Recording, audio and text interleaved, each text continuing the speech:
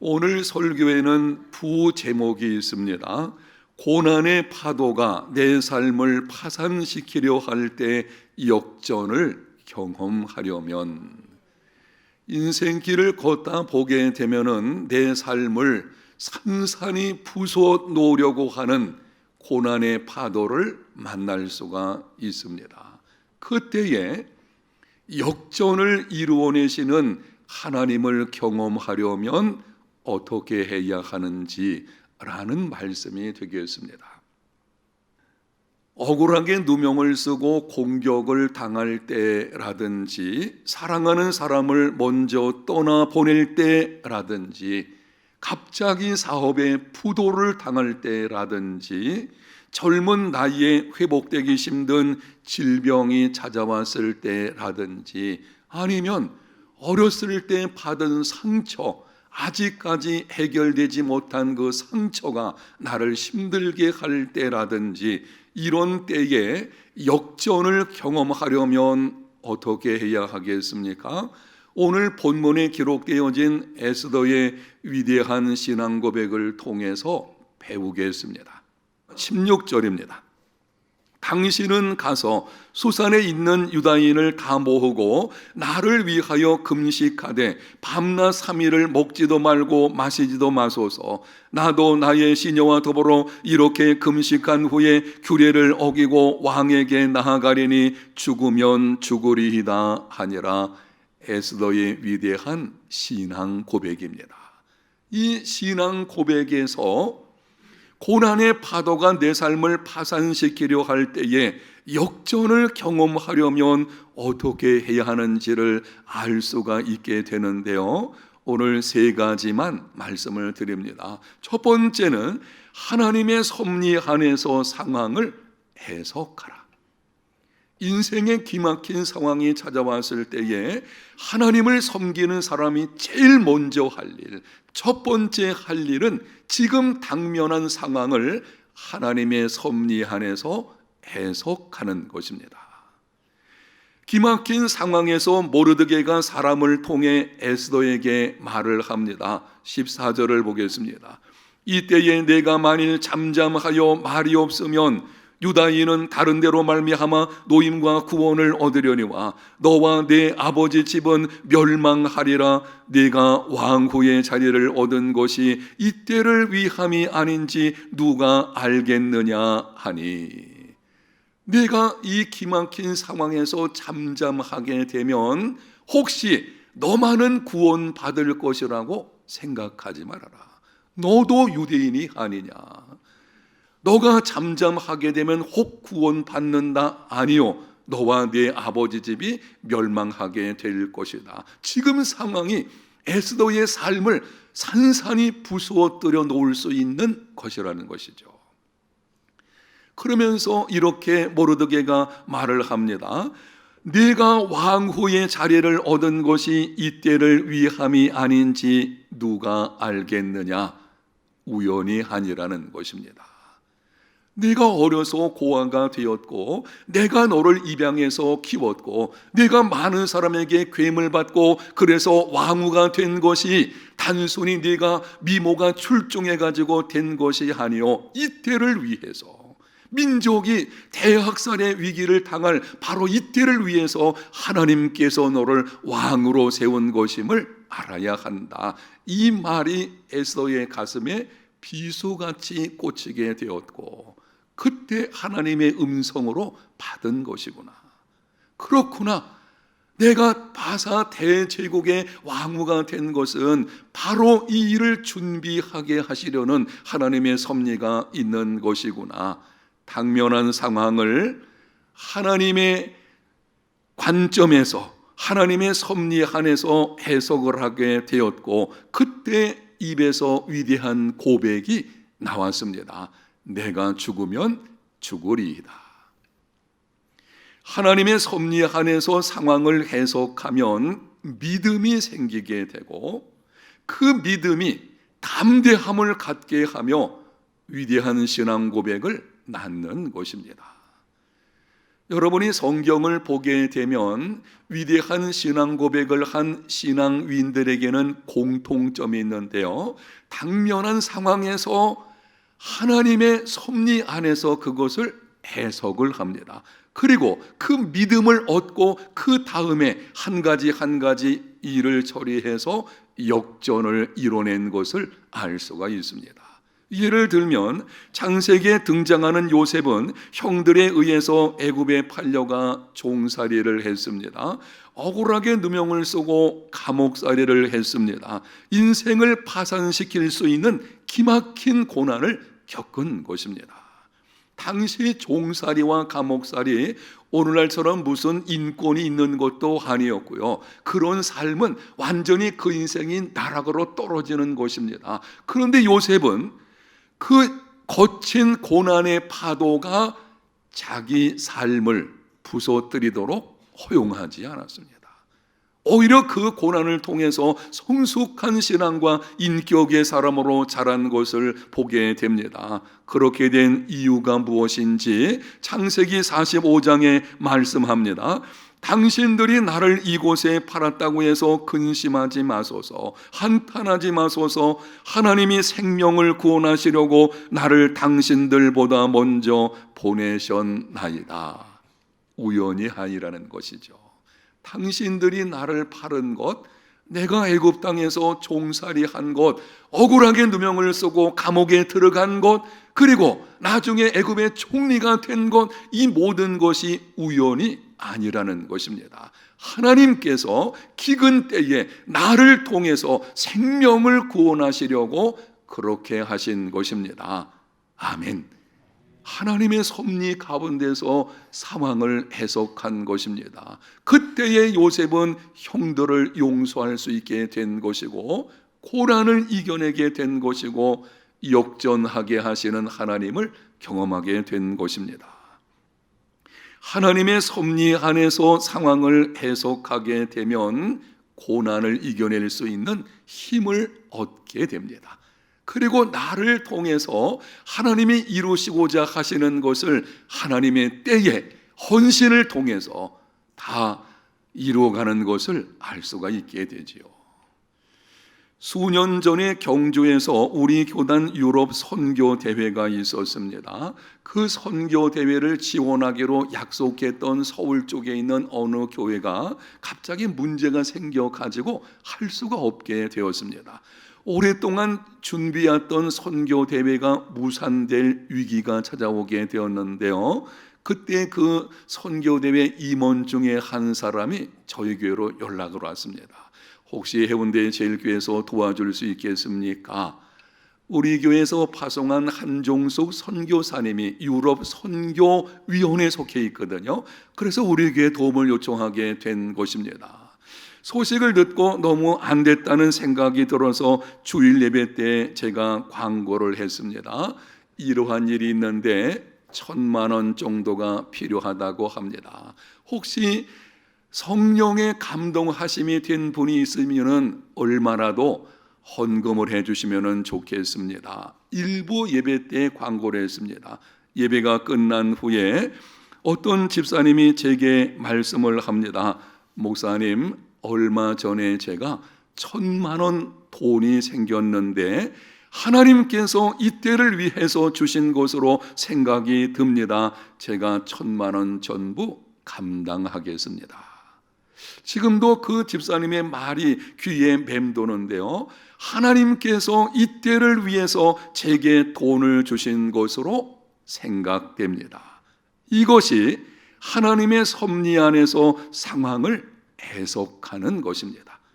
고난의 상황이든 성공의 상황이든 내가 잃어버렸든 얻었든 그 모든 것을 하나님의 섭리 가운데서 해석을 하게 되면 하나님의 때에 하나님께서 나를 통해서 당신의 일을 이루어 가시게 되는 것입니다. 여러분의 인생에서 어떤 상황에 있든지 하나님의 섭리에서 상황을 해석하는 믿음의 사람이 되시기를 축복합니다. 기막힌 상황이라고 할지라도 일단 그 상황이 나를, 내 인생을 망가지게 하지 않아야 되겠죠. 내 인생이 환난과 역경 때문에 흔들려서는 안 되겠죠. 어떻게 하면 그것을 이겨낼 수가 있겠습니까? 첫 번째 우리가 할 일은 그 상황을 하나님의 섭리 안에서 해석하는 것입니다. 두 번째는 기도를 부탁하고 합심하여 기도하라. 하나님의 섭리 안에서 상황을 해석했다면 그 다음에 할 일이 뭔가 하면은 기도를 부탁하고 합심하여 기도해야 합니다. 기막힌 고난이 찾아오면 무엇을 어떻게 기도해야 할지 막막합니다. 우리 성도들 가운데 가끔 이렇게 말하는 분들이 있습니다. 목사님, 내가 이 상황에서 어떻게 기도해야 될지를 알지 못하겠습니다. 기도해야 된다는 것은 알고 있지만 기도가 나오지 않습니다. 어떻게 하면 좋겠습니까? 여러분, 어떻게 해야 되겠습니까? 그런 상황에서는 함께 신앙생활하고 있는 다른 사람에게 기도를 부탁하십시오. 그리고 함께 합심해서 기도하십시오. 민족 대역살의 기막힌 상황에서 모르드게는 에스더에게 부탁을 했습니다. 왕에게 나아가서 네 민족을 위해서 간절히 구하라. 결탄코 쉽지 않은 일입니다. 당시 남녀노소 막론하고 왕의 부름이 없이 왕에게 나아가는 자는 죽음이었습니다. 당시는 정치적인 이 권력 투쟁이 심하였고 왕족들 간에 이 왕권을 놓고서 암살하는 것이 많이 있었어요. 그래서 왕은 언제나 암살의 위험이 있다 보니 법으로 제정을 해가지고 왕이 있는 안뜰에는 어느 누구도 허락이 없이 들어올 수 없게 만들었습니다. 왕후라고 할지라도 허락이 없이 안뜰로 들어왔다가는 왕을 시위하고 있는 사람에 의해서 그냥 죽게 되는 것입니다. 거기 무슨 다른 자비가 없어요. 왕이 부르지 않았는데 들어간다, 그거는 암살자로 간주가 되어진 것입니다. 다만 그 상황에서 살아날 수 있는 방법은 왕이 가지고 있는 금규를 내어미는 것입니다. 이 금규는 왕이 들고 있는 마치 찬양대 지휘자가 가지고 있는 지휘봉처럼 한쪽이 조금 굵고 그때가 뾰족한 이 홀인데요, 그것을 내어밀게 되면 그때만 살아날 수가 있게 됩니다. 더구나 당시 에스더는 30일 동안 왕의 부름을 받지를 못했습니다. 이 말은 왕이 에스더에 대한 사랑이 조금 식은 것을 보여주는 것이죠. 처음에는 그 사랑이 컸지만 30일 동안, 아니 왕후를 30일 동안 보지 않는다, 이거는 사랑이 점점 식어지고 있는 것입니다. 이런 상황에서 왕에게 나가는 것은 죽임당하기 십상입니다. 그렇다고 왕에게 나가지 않을 수도 없었습니다. 민족이 멸망당하는 위기 상황에서 누군가는, 이 문제는 왕을 통해서만 해결받을 수 있거든요. 누군가 왕에게 나가야 되는데 그 일을 할 사람은 자기밖에 없는 것 알고 있었습니다. 나갈 수도 없겠고 안 나갈 수도 없겠고 진퇴양난의 상황에 처하게 된 것입니다. 그때 에스더가 어떻게 했는지 16절 상반절을 보십시오. 당신은 가서 수산에 있는 유다인을 다 모으고 나를 위하여 금식하되 밤낮 3일을 먹지도 말고 마시지도 마소서 기도를 부탁하는 것입니다. 사촌 오빠인 모르드게에게 3일 동안 수산에 있는 왕궁이 있는 도비죠, 그 도시에 있는 모든 유다 사람들을 모아가지고 합심해서 나를 위해서 기도해 주시기를 원합니다. 모르드게는 에스더의 말대로 하게 되었고 그 결과 어떻게 되었습니까? 하나님께서 에스더에게 용기를 주심으로 죽음은 죽으리라 담대하게 왕에게 나아갔습니다. 하나님께서 왕의 마음을 감동시키심으로 왕이 에스더를 본 순간 매우 사랑하는 마음이 들게 하셨고, 그리고 가지고 있는 금규를 에스더에게 내어밀게 하셨습니다. 하나님께서 에스더에게 지혜를 주심으로 차분하게 문제를 잘 풀어가게 하셨습니다. 민족이 구원받고 오히려 대적들을 멸하는 역전이 일어나게 되었습니다. 사랑하는 여러분, 합심 기도는 하나님의 응답을 이끌어내는 능력이 있습니다. 예수님께서 말씀하셨습니다. 진실로 다시 너희에게 이르노니 너희 중에 두 사람이 땅에서 합심하여 무엇이든지 구하면 하늘에 계신 내 아버지께서 그들을 위하여 이루게 하시리라. 아멘. 한 번 약속하신 것은 반드시 지키시는 우리 주님께서 말씀하시는 것입니다. 합심해서 기도하면 하늘에 계신 아버지께서 이루어 주시리라. 제자들이 합심해서 기도할 때에 오순절에 성령께서 임하셨습니다. 교회가 합심해서 간절하게 기도할 때에 천사를 보내셔서 감옥에 갇혀 있는 베드로를 구출해 주셨습니다. 바울과 실라가 빌립보 감옥에서 합심하여 기도하고 찬송할 때에 옥문이 열리고 메인 것이 풀어지며 간수와 그의 가족이 구원받는 역사가 일어났습니다. 합심 기도는 하나님의 능력을 이끌어내는 방편입니다. 물론 기도한다고 내가 원하는 대로 다 이루어지는 것은 아닙니다. 여러분, 그러나 분명한 사실은 합심해서 기도하게 되면 약속이 되어 있기 때문에 하나님께서 반드시 가장 좋은 길로 인도해 주실 줄로 믿습니다. 환난과 역경이 찾아오게 되면 여러분 혼자서 그것을 붙들고 씨름하지 말고 셀 식구들과 함께 나누십시오. 셀 목자에게 말씀하며 기도를 부탁하시고, 그것이 쉽지 않으면 교역자들에게 말씀을 하시고, 누군가에게 여러분이 안고 있는 짐을 나누시는 삶이 되시기를 축복합니다. 교회는 하나님의 가족 공동체거든요. 나누는 것이 믿음이에요. 제게 하나의 아픔이 있는데요, 우리 성도들 가운데서 아주 오래전에 있었던 일인데요, 기막힌 고난이 찾아오게 되었는데 그거를 나누기를 망설이는 것입니다. 그래서 이런 생각이 들어서요, 그냥 나 하나 없어지면 되겠다, 이런 것입니다. 혼자서 그것을 안고 가려고 하다가 결국은 아주 심각한 상황에 부닥치게 된 것을 보게 되었는데요, 여러분, 그래서는 안 될 것입니다. 여러분에게 정말 말 못할 고민이 있는데 그 상황이 내 인생을 막 부수는 것 같은 것이라면 찾아오십시오. 찾아가시고 찾아오십시오. 여러분이 비밀스러운 것이라면 담임 목사를 하나 찾아오십시오. 함께 기도를 부탁을 하고 함께 기도할 때에, 그때에 하나님께서 일하시고 문제가 해결이 이루어지게 되는 것입니다. 여러분에게 권면합니다. 제발 여러분 혼자 짐을 지려 하지 마십시오. 따라합니다. 나누자. 나누십시오. 나누면, 고난은 나누면 작아지게 되는 것입니다. 기쁨은 나누면 커지게 되는 것이고요, 고통은 나누면 작아지게 되는 것입니다. 그게 믿음의 삶인 것이죠. 고난의 파도가 내 삶을 파산시키려 할 때는 기도를 부탁하고 합심하여 기도해야 합니다. 세 번째, 하나님을 신뢰하는 믿음으로 일어나 도전하라. 역전을 일으키시는 하나님의 능력을 경험하려고 하면 기도를 부탁하고 함께 합심하여 기도한 후에는 거기에 머무르지 말고 그 다음번이 있어요. 하나님을 신뢰함으로 믿음으로 일어나서 도전해야 합니다. 모르드게에게 기도를 부탁한 후에 에스더가 결단하며 말을 합니다. 16절 하반절 영상에 있는 말씀을 같이 한번 읽겠습니다.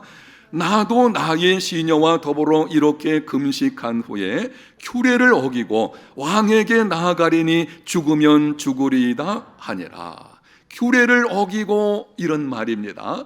왕이 부르지 않았는데 나가는 것은 있을 수 없다는 것이죠. 그렇게 규례를 어기고 내가 죽으면 죽으리라 나가겠다는 것입니다. 가진 것이 많은 자는 내려놓기 참 어렵습니다. 가진 것이 없는 자는 뭐 내려놓을 것도 별로 없으니까 어떤 결단하기가 좀 쉬울지 몰라도, 가진 것이 많은 사람은요 내려놓기 힘들어합니다. 바사, 이 페르시아 제국인데요, 그 대제국의 왕후가 되었다, 그거 내려놓는다는 거 쉽지 않을 것입니다. 그런데 에스더는 왕후의 집이 풍족한 생활, 평안한 삶, 자신의 생명까지 민족을 구원하기 위해 하나님께 내려놓겠다고 결단을 했습니다. 그 믿음으로 도전하는 것입니다. 내가 죽으면 죽으리이다. 이 말은 숙명적인 체념의 고백이 아닙니다. 상황이 그렇다 보니 어쩔 수 없이 내가 그렇게 말하는 것이 아닙니다. 모든 것을 하나님께 의탁하고 불가피한 상황에서는 희생마저도 감수하겠다는 결단입니다. 에서는 이 믿음으로 일어나 도전하게 되었고, 그 결과 자기 민족이 구원을 받고 오히려 대적들이 멸망을 당하게 되는 역전이 일어나게 된 것입니다. 사랑하는 성도 여러분, 도전하는 모험이 없으면 보상도 없습니다. 역전을 경험하는 삶이 되려면 다른 사람에게 피해를 주지 않는 정도의 삶을 가지고는 안 될 것입니다. 그것으로 충분하지 않습니다. 우리는 이렇게 생각을 하죠. 나는 그래도 다른 사람에게 피해를 주지 않으니 괜찮은 믿음의 사람이야. 물론 이 혼란스러운 세대에 그렇게라도 살아야 되겠죠. 그러나 역전을 이뤄내시는 하나님을 경험하려면 그 정도 가지고는 부족합니다.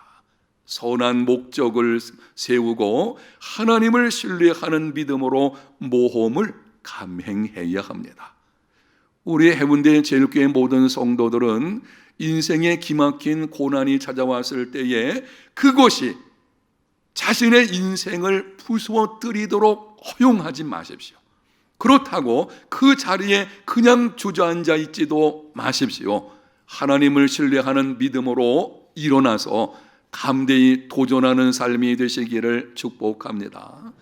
모험을 감행하면 손해를 볼 수가 있습니다. 내가 이 문제에 관해서 정직하고 진실하게 해야 되겠다.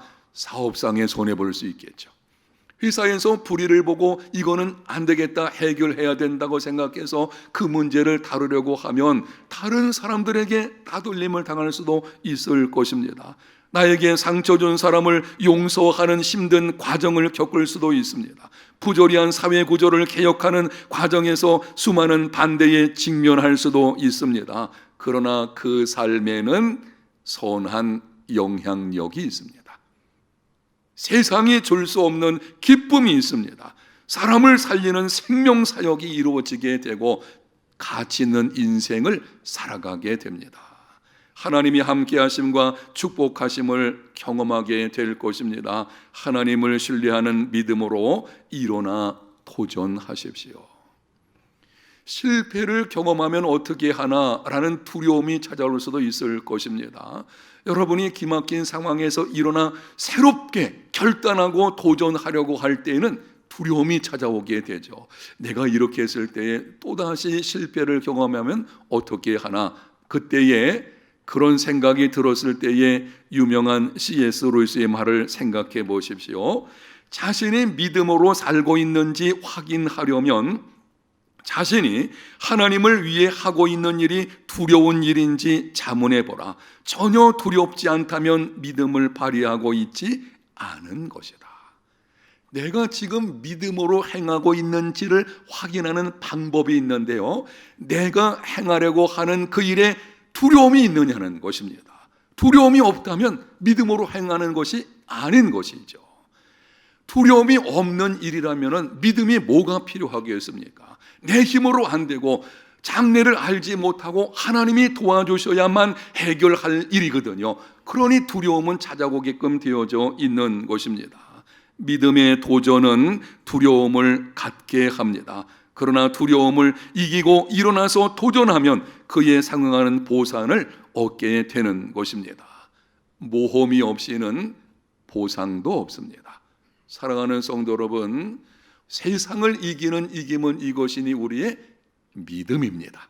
이러한 믿음의 사람이 다 되시기를 예수님 이름으로 축복합니다.